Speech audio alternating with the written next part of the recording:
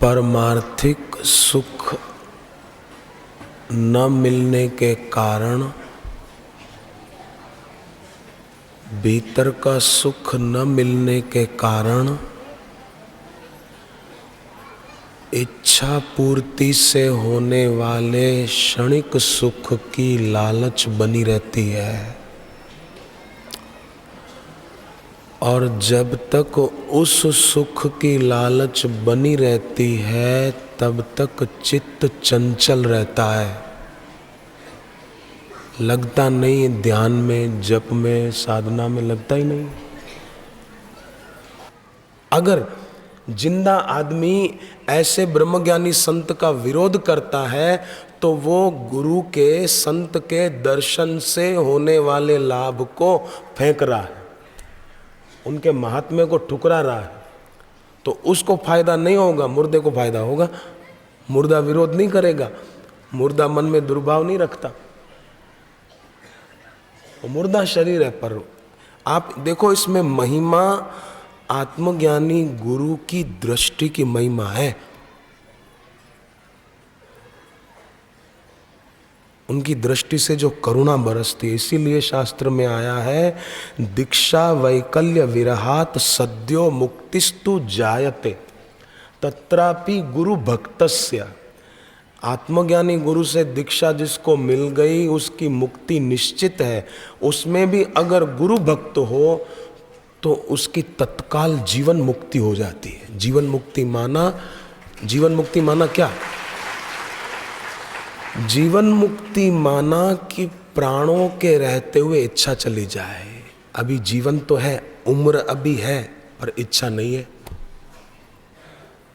इच्छा नहीं होगी फिर कि मैं कनाडा जाऊं, मैं अमेरिका जाऊं, मैं बर्गर खाऊं, मैं पेप्सी पीऊं, मैं फिल्म देखूं, ये नहीं होगी। आप रुपए लेकर बाजार में खरीदने गए, कुछ आपने चीजें खरीदी, अब पैसे खत्म हो गए, पर अभी भी कुछ और चीज खरीदने की इच्छा, पर पैसे नहीं है, तो क्या करेंगे? बोले चलो घर चलो, पैसे लेके फिर आते हैं। तो दोबारा जाओ आओ, पर पैसे अभी हैं जेब में, पर्स में, पर कोई ज़रूरत ही नहीं, अब कुछ नहीं चाहिए। कुछ नहीं चाहिए तो अब घर चलो, आराम करो, खाओ पियो, मजा करो। तो ऐसे ही आयु अभी शेष है, उम्र अभी बाकी है, पर इच्छाएं चली गई, इच्छाएं नष्ट हो गई। तो इसको बोलते हैं जीवन मुक्ति।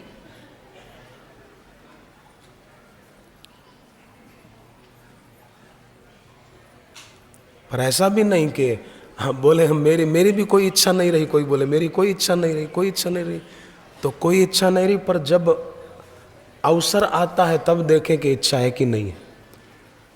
नहीं तो वो बापूजी दृष्टांत देते ना कि पंडित जी कथा करते थे, लोगों का ध्यान खींचने के लिए एक बिल्ली बिठाते थे और बिल्ली के सिर पर एक दिया रख देते थे, और लोग जो आते थे ना वो बिल्ली को देखने आते थे, पंडित को देखते नहीं थे, बिल्ली देखते थे कि वाह वाह बिल्ली बैठी है एकाग्रचित होकर, उसके सिर पे दिया पड़ा है और बैठी है। तो एक संत गांव में पधारे थे, कहीं रुके थे, लोगों ने कहा कि कैसा पंडित की कथा का प्रताप कि बिल्ली के सिर पर दिया रखा रहता है, कमाल है। संत ने कहा कि एक पिंजरे में चूहा डालकर कपड़े से ढककर श्रोताओं के बीच बैठ जाओ और पंडित कथा करे, तो धीरे से बिल्ली की नजर पड़े उस ढंग से पिंजरे के ऊपर से कपड़ा हटा दो। बिल्ली को चूहा दिखना चाहिए, फिर देखो दिया कहां जाता है।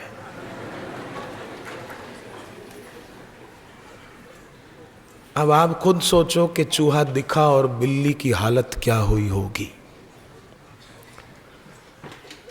तो ये बहुत बड़ी बात है। देखो भाई, भक्त होता है ना, भक्त को तो भोग की नहीं, मुक्ति की भी इच्छा नहीं होती। मुक्ति की, मुक्ति वो भी नहीं चाहिए। जा ब्रज रज को गोपिका डाल देते हैं बुहार। गोपियां ब्रज की रज को झाड़ू लगा के फेंक देती है बाहर।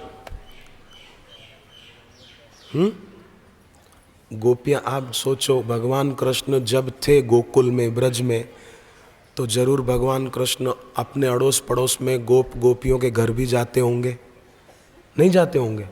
अपने घर में भी घूमते होंगे। तो भगवान की चरण रज पड़ती थी तो लोग क्या करते थे कि झाड़ू लगाते थे और वो चरण रज उठा के बाहर डाल देते थे, संभाल के नहीं रखते थे, झाड़ू लगा देते थे। बापूजी की सेवा में जो सेवक है, तो जरूर बापूजी जहाँ कुटी में ध्यान करते हैं, विश्राम करते हैं, प्रसाद पाते हैं, तो वहाँ भी बापूजी के चरण तो पड़ते ही हैं। पर बापूजी का जो सेवक होगा वो तो वहाँ से झाड़ू लगा के सफाई भी रोज करता होगा, इसमें कोई शंका तो नहीं है। जरूर वो सफाई तो करेगा ना। तो उसकी दृष्टि में क्या है? उसकी दृष्टि में बापूजी का महत्व है, गोपियों की दृष्टि में कृष्ण का महत्व है। तो भाई जा ब्रज रज को परस से मुक्ति मिले है चार। जिस ब्रज रज के स्पर्श से 4 प्रकार की मुक्ति मिल जाती है। सालोक्य मुक्ति, मरने के बाद भगवान के लोक में जाए। सारूप्य मुक्ति, भगवान का ही रूप मिल जाए वैसा ही। सार्ष्टी मुक्ति, सामीप्य मुक्ति, ये मुक्ति मिल जाए भगवान की चरण रज के स्पर्श से। जा ब्रज रज के परस से मुक्ति मिले है 4। वाह रज को व्रज गोपी का डाल देते बुहार। उस रज को गोपियां झाड़ू लगा के बाहर निकाल देती है कि नहीं चाहिए हमको, 4 प्रकार की मुक्ति नहीं चाहिए हमको, तो जिसकी चरण रज से मुक्ति मिलती है उसकी भक्ति चाहिए। हमको मुक्ति नहीं चाहिए, भक्ति चाहिए। तो कितनी बढ़िया बात है, गोपियों का कैसा प्रेम है। जा व्रज रज के परस से मुक्ति मिले है 4। वा रज को व्रज गोपी का डाल देते बुहार। चाहिए ही नहीं। गुरुजी का जो सेवक होगा वो भी तो झाड़ू लगा देता होगा ना। हम लोग तो बापूजी आगे जाएं तो पीछे से चरण रज उठा लेके, बापू की चरण रज है, बापू ने चरण रज ले लो भाई, ले लो, तिलक करीसो। वो तो डाल दे, झाड़ू लगा के बाहर डाल दे। क्यों? कि भाई उसकी दृष्टि में ऐसा नहीं कि उसका महत्व नहीं है, उसकी दृष्टि में तो भाई गुरुजी का महत्व है, गोपियों की दृष्टि में कृष्ण भगवान का महत्व है। ऐसा जिसके जीवन में उनकी प्रीति का महत्व हो जाए, बस भक्ति का महत्व हो जाए बस, तो तत्रापि गुरु भक्तस्य गतिर्भवति न अन्यथा। देखो एक बात हम लोगों के अधीन है, बापूजी के सत्संग में हम लोगों ने सुना है, समझा है। एक बात हम लोगों के अधीन है, हम कर सकते हैं। कौन सी बात हमारे अधीन है? कि संसार के तरफ, संसार के भोगों के तरफ हमारा मन न लगे, ये बात हमारे अधीन है। बोले ये कैसे? ये कैसे? अरे कैसे नहीं, नहीं कैसे। मन हमारा करण है, हमारे अधीन है, हमारा नौकर है, हम उसके नौकर नहीं हैं। यहाँ जो दुकानदार बैठे होंगे, व्यापारी लोग बैठे होंगे, फैक्ट्री वाले बैठे होंगे, क्या आपने अपना बिजनेस नौकर के हवाले रखा है क्या? जिनकी भी दुकान है आप बताओ, जिनकी दुकान पे 1-2 नौकर काम करते होंगे, आप खुद बताओ, क्या आपने अपना कारोबार नौकरों के हवाले रख दिया है क्या? अगर रखा है तो समझो दिवाला निकलने वाला है, अगर रखा है तो समझो कर्जा बढ़ने वाला है। उसके हवाले थोड़ी छोड़ेंगे, उसको रखेंगे, ईमानदार है तो उस पर विश्वास रखेंगे, परंतु लगाम तो मुख्य व्यक्ति के हाथ में होगी ना। उसी प्रकार मन करण है, उसकी लगाम कर्ता के पास होती है तो कर्ता निश्चित रूप से ऊंचा उठता जाता है। उसके लिए क्या करना है? एक दृष्टांत सुबह दिया गया था जो अधूरा रह गया था। बड़ा पत्थर पहाड़ जैसा। रूस की बात है, रूस।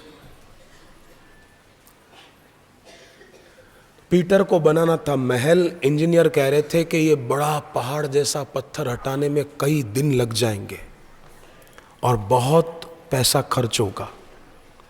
एक किसान ने कहा कि मैं 7 दिन में हटा दूंगा, केवल कुछ हजार का खर्चा है बस। इंजीनियरों ने कहा कि पागल है, बकवास करता है। बकवास नहीं बोले, मैं प्रैक्टिकल में मानता हूं, तुम बातें बना रहे हो बड़ी बड़ी। 7 दिन की मोहलत उसको दी गई। 8वें दिन पीटर आए और उसके इंजीनियर आए तो देखा वो विशाल पहाड़ जैसा पत्थर, चट्टान है ही नहीं, गुम।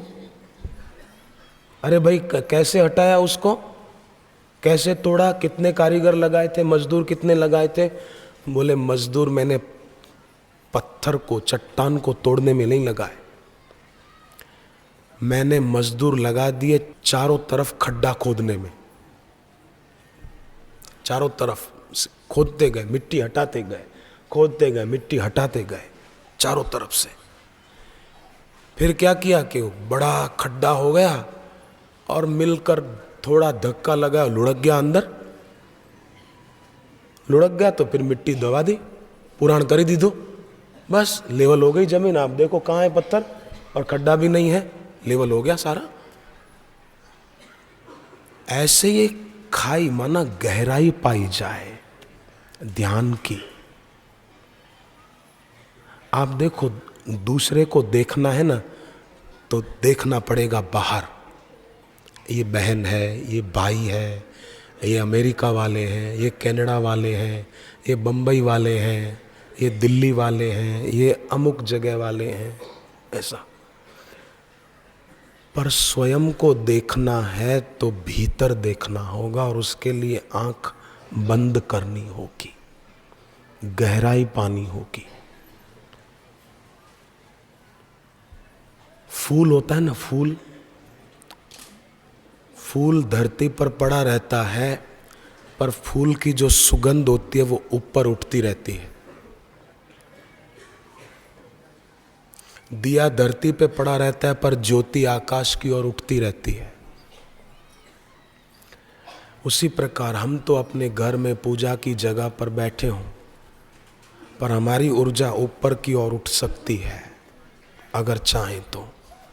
ये हमारे अधीन है। गीता में एक जगह भगवान ने कहा है कि आसन ऐसा होना चाहिए, न अति नीचा न अति ऊंचा।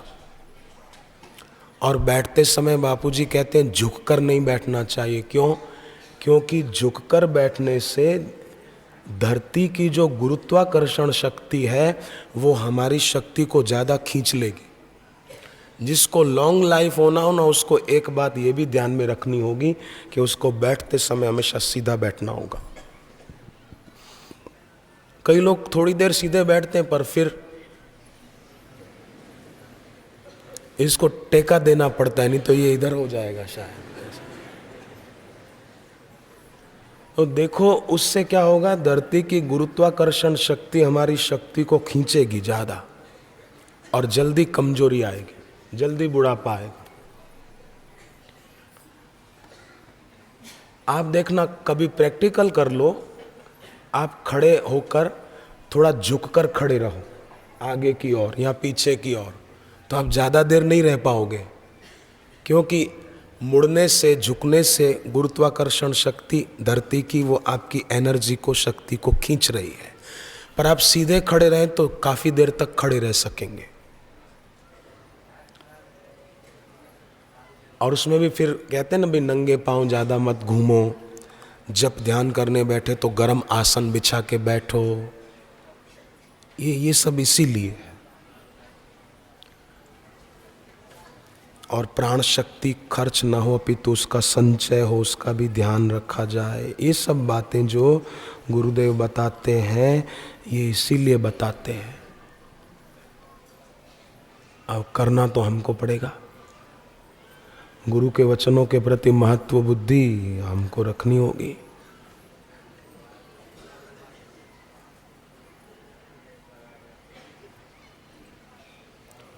नहीं रखें तो मर्जी आप सामने वाले की है।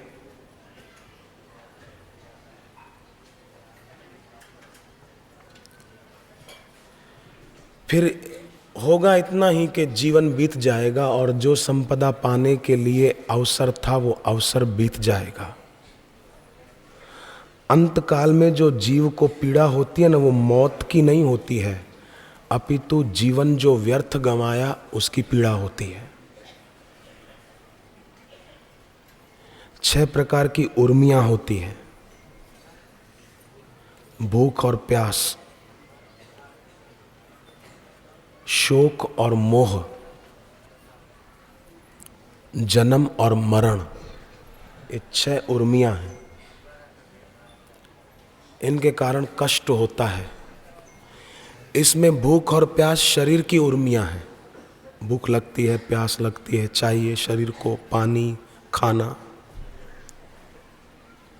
शोक और मोह मन की उर्मियां हैं।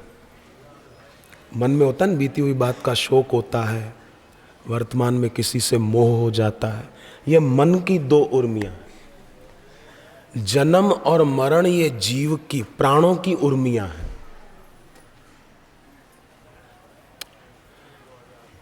तो इनसे छुटकारा मिल सकता है।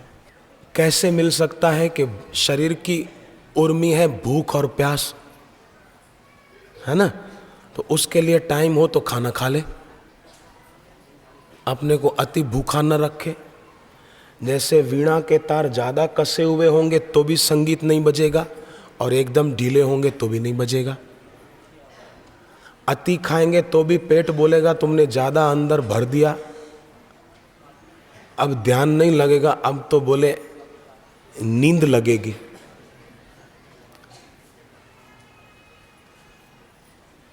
तो भूख और प्यास शरीर की उर्मी है, शोक मोह मन की है, जन्म मरण प्राणों की है। अगर प्राणों के रहते इच्छा नष्ट हो गई तो जन्म मरण नहीं होगा।